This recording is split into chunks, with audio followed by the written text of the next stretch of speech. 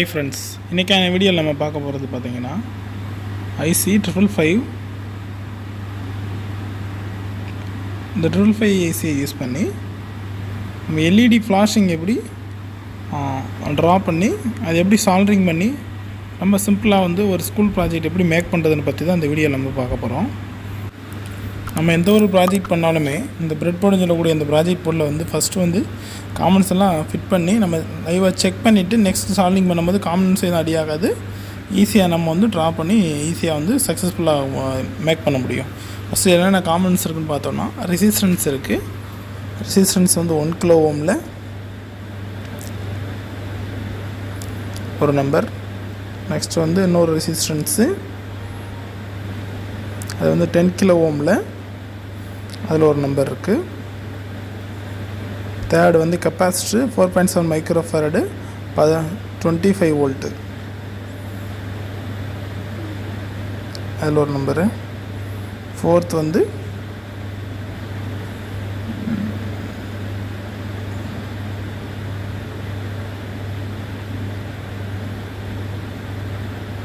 LED 3 volt 5 mm ஒரு LED. அஞ்சாவது வந்து பவர் சப்ளைக்கு வந்து 9 வோல்ட் பேட்டரி யூஸ் பண்ணியிருக்கோம். டிசி பேட்டரி 9 வோல்ட்டு,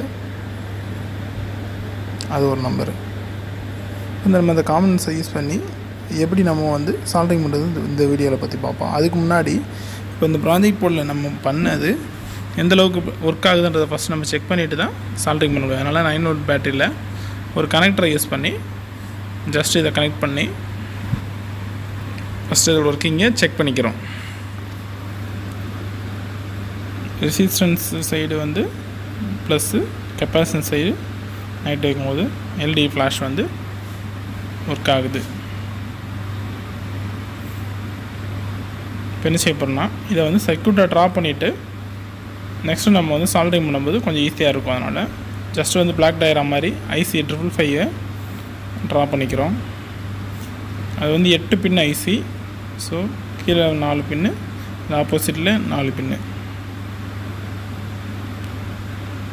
இனிமேல் இந்த லாஸ்ட்லேருந்து ஆரம்பிக்கும் 1 2 3 4 5 6 7 8 பின் ic555 ஐசி. நெக்ஸ்ட் பாருங்கள், 2 6 வந்து ஸ்டார்ட் பண்ணிக்கிறோம். 2 6 ஸ்டார்ட் பண்ணிக்கிறோம். ஜஸ்ட் வந்து நோட் பண்ணிக்கிறோம், கொஞ்சம் கிளியராக இல்லாதனால 2 6 ஸ்டார்ட் பண்ணிடுங்க. ஏதாவது ஒரு கண்டக்டர் இல்லை ஏதாவது வயர் அந்த மாதிரி கம்பி ஏதாவது சின்ன பிட்டு கம்பி மாதிரி ஏதாவது யூஸ் பண்ணி ஃபஸ்ட்டு சால்ட்ரிங் பண்ணிவிட்டு நெக்ஸ்ட்டு வந்து 1க்கு 2க்கு நடுவில் கெப்பாசிட்டர் நம்ம ஆல்ரெடி சொன்ன மாதிரி 47 மைக்ரோஃபாரடு 25 வோல்ட்டு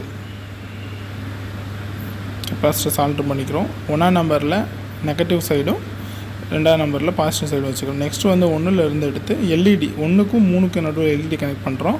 1ஆம் நம்பர் சைடு வந்து கேத்தோடும் 3ஆம் நம்பர் சைடு ஆனோட் இருக்க மாதிரியும் நம்ம வந்து எல்இடியை வந்து சால்ட்ரிங் பண்ணிக்கிறோம். எல்இடி வந்து 3 வோல்ட்டு 5 mm லென்த் உள்ள எல்இடி. இங்கிட்ட ஆனோடு, இங்கே ஆப்போசிட் கேத்தோடு. இந்த 1 சைடு முடிஞ்சது. நெக்ஸ்ட் பாருங்கள், ஆப்போசிட் சைடு 8ஆம் நம்பரில் ஒரு ரெசிஸ்டன்ஸை கனெக்ட் பண்ணிக்கிறோம். 1 கிலோ ஓம் ரெசிஸ்டன்ஸு. 6ல் வந்து ஒரு ரெசிஸ்டன்ஸு, அது வந்து 10 கிலோ ஓமு. 2ஐயும் ஷார்ட் பண்ணிவிட்டு மிடில் இருக்க 7ஐயும் வந்து ஒரு பிட்டு கண்டக்டரை யூஸ் பண்ணி அதையுமே நம்ம சால்ட்ரிங் பண்ணிக்கிறோம். நெக்ஸ்ட் வந்து பவர் சப்ளைக்கு 1க்கும் 8க்கும் நம்ம பவர் சப்ளை கொடுக்க போகிறோம். 8ல் வந்து பாசிட்டிவ் சைடும் 1ல் வந்து நெகட்டிவ் சைடும் கொடுக்குறோம். அதனால் மேலே ப்ளஸ்ஸு, கீழே மைனஸு.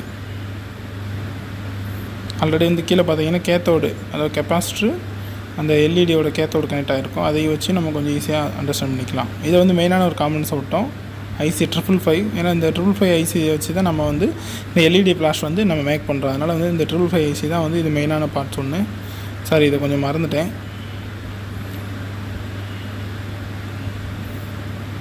எல்இடி ஃப்ளாஷிங் எதை யூஸ் பண்ணுறோன்னா ic555 எல்இடி ஃப்ளாஷிங் வந்து யூஸிங் 555 ஐசியை வச்சு நம்ம இப்போ சால்ட்ரிங் பண்ணி அது எந்தளவுக்கு ஒர்க் ஆகுதுன்ற பற்றி இந்த வீடியோவில் நம்ம பார்க்க போகிறோம். அதுக்கு ஃபஸ்ட்டு என்ன செய்ய போகிறோன்னா உள்ளே இருக்க நம்ம கனெக்ட் பண்ண எல்லா காம்பனன்ட்ஸையும் ஃபஸ்ட்டு ரிமூவ் பண்ணிக்கிறோம். ஃபஸ்ட்டு கண்டக்டர் ரிமூவ் பண்ணியாச்சு. Next LED, capacitor, 10 kΩ resistance, next 1 kΩ resistance. ஐசியை ரிமூவ் பண்ணும்போது உள்ளே விட்டுட்டு இந்த மாதிரி உள்ளே விட்டு தூக்குங்க. அப்போ தான் ஈஸியாக ரிமூவ் ஆகும். இல்லைன்னா பின் வந்து பெண்ட் ஆயிரும். இல்லைன்னா ஒரு வயர் எதாவது யூஸ் பண்ணி ப்ராஜெக்ட் புல் வந்து ரிமூவ் பண்ணிக்கோங்க. பாருங்கள், 555 ஐசி தெரியுதுங்களா, NE555P. பின்னு வந்து கீழே நிற்கிறதுனால கொஞ்சம் ஸ்ட்ரைட்டாக வேணுன்றதுனால அந்த மாதிரி வந்து பின்னை பெண்ட் பண்ணுறக்கூடிய அந்த இதை வச்சு நம்ம வந்து லைட்டாக பெண்ட் பண்ணி மேலே அன்றைக்கி தூக்கிக்கிறோம்.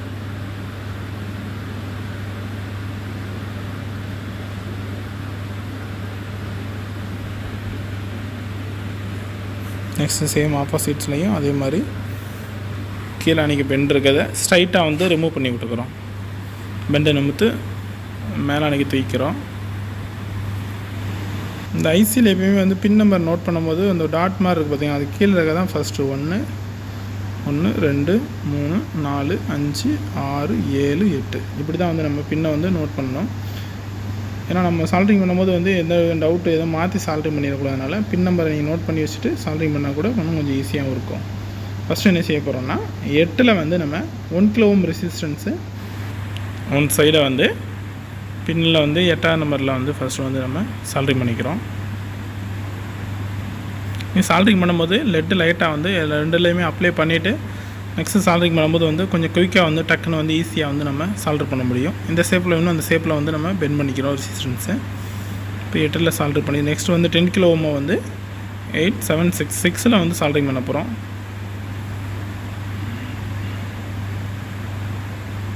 அவ்வளோதான், 6ல் சால்ட்ரிங் பண்ணிட்டோம். சால்ட்ரிங் பண்ணும்போது வந்து உடனே கையெடுக்காமல் கொஞ்சம் நேரம் கழிச்சு எடுத்தீங்கன்னா தான் ஒட்டும். நெக்ஸ்ட்டு வந்து பாருங்கள், ஒரு ஷார்ட்டான ஒரு வந்து பின்னு மாதிரி ஒன்று தேவை. ரெண்டுக்கு நடுவில் வந்து ஒரு கண்டக்டர் தேவைப்படுது. அதனால் வந்து என்ன பண்ணுறேன்னா, அந்த ரெசிஸ்டன்ஸ்லேருந்து கட் பண்ண எக்ஸ்ட்ரா இருக்க லீடியை வச்சு சென்டரில் வந்து சால்ட்ரிங் பண்ணிட்டு நெக்ஸ்ட் வந்து இந்த ரெசிஸ்டன்ஸில் எக்ஸ்ட்ரா இருக்க ஏதாவது ஒரு ரெசிஸ்டன்ஸோட லீடை வந்து அந்த லென்த்தான அந்த கம்பியை வந்து உள்ளானிக்கு பெண்ட் பண்ணி அந்த இடத்துலையும் வந்து நம்ம சால்ட்ரிங் பண்ணிக்கிறோம். நெக்ஸ்ட் வந்து இந்த எண்டுலையும் சால்ட்ரிங் பண்ணிட்டு இந்த எக்ஸ்ட்ரா இருக்க லீடை வந்து கட் பண்ணி விட்டுரும். இது கட் பண்ணியாச்சுன்னா இப்போ பாருங்கள், ஒன் சைடு வந்து என்ன பண்ணியிருக்கோம்னா 1 kΩ 10 kΩ சால்ட்ரிங் பண்ணியிருக்கோம். நெக்ஸ்ட் என்ன பண்ண போகிறோம்னா 2ஐயும் 6ஐயும் வந்து நம்ம இப்போ ஸ்டார்ட் பண்ண போகிறோம். பாருங்கள், 2ஐயும் 6ஐயும் ஸ்டார்ட் பண்ணேன். ஆல்ரெடி வந்து சிங்கிள் கோர் வயரை கொஞ்சம் லென்த்தாக செய்ய வச்சுருக்கேன். அதனால் வந்து ஸ்லீவ் எடுத்தது ஒன் சைடு ஃபஸ்ட்டு வந்து 2ல் வந்து சால்ட்ரிங் பண்ணிக்கிறோம். அவ்வளோதான், சால்ட்ரிங் பண்ணிட்டோம். நெக்ஸ்ட் வந்து அதை அப்படியே எடுத்து பெண்ட் பண்ணி அப்படி டேரெக்டாக வந்து அந்த 6 டெர்மினல், அதாவது வந்து 10 kΩ சால்ட்ரிங் பண்ண இடத்துக்கு கொண்டு வந்து சால்ட்ரிங் பண்ணிடுறோம். அதையும் நெக்ஸ்ட் சால்ட்ரிங் பண்ணிட்டு என்ன செய்ய போகிறோம்னா, அந்த வயரை வந்து எக்ஸ்ட்ரா இருக்க வயரை வந்து கட் பண்ணி விட்டுறோம். கட் பண்ணியாச்சு.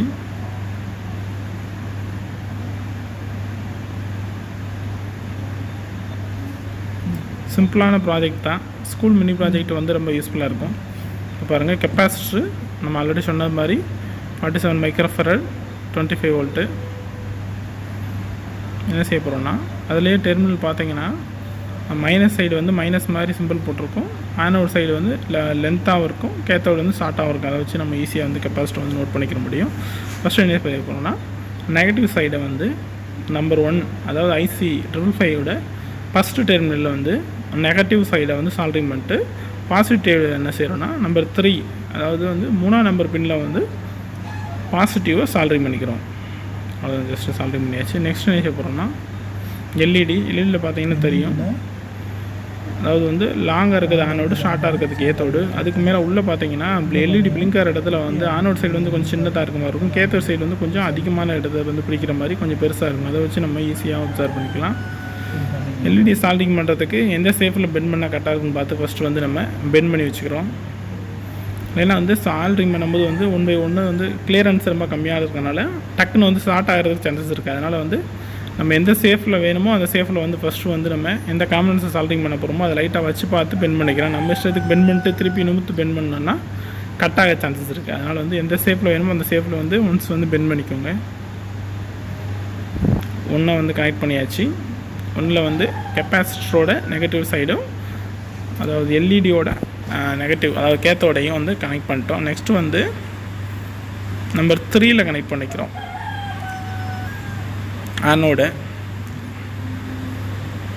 ஆனோட் சைடை வந்து நம்ம 3ல வந்து இப்போ சால்ட்ரிங் பண்ணியாச்சு. அவ்வளோதான். சிம்பிளான வந்து ஒரு ட்ராயிங் தான் இது.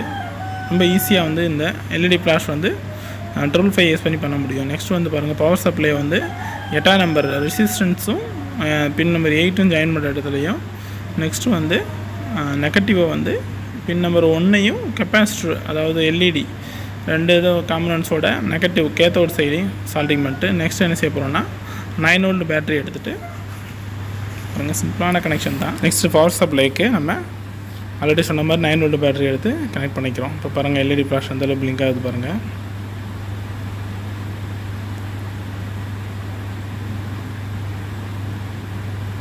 சிம்பிளான கனெக்ஷன். ஃபஸ்ட்டு வந்து சால்ட்ரிங் பண்ணும்போது வந்து கொஞ்சம் கவனமாக சால்ட்ரிங் பண்ணுங்கள். வீடியோ பிடிச்சிருந்தால் லைக் பண்ணிக்கோங்க. தேங்க்யூ. மீண்டும் இது போன்ற அடுத்த பயனுள்ள வீடியோக்களில் சந்திக்கிறேன். நன்றி.